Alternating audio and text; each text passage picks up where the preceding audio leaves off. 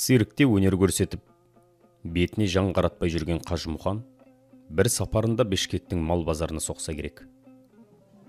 Ойдан, қырдан жиналған ел жұрт палуанды орталарына алып, жібермей, серіппедей шиыршық атып тұрған бұлшық еттерін тамашалап, оңаша үй тігіп, бие сойып, қымыз сапырыпты.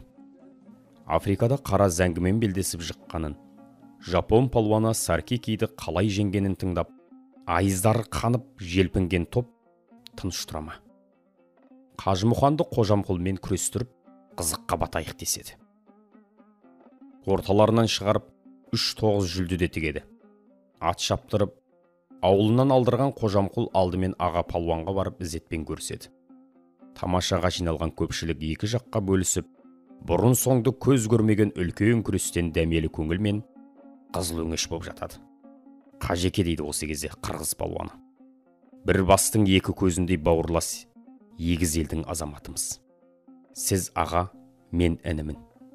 Біріміз жығып, мақталып, екіншіміз жығылып, тапталып жатқанымыз жараспас. Әрі бізге меймансыз. Беліңізге жармассам әруақ кешірмес. Жүлде сіздікі болсын. Осыны айтып Қожамқұл ұстаспай-ақ кісілікпен жолын берген екен.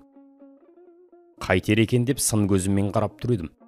Көрген түйгенің көп, қырғыз елінің абыройына туған ұл екенсің. Жұлдызың жансың деп, Қажекең інісін құшақтап, бетінен сүйіпті.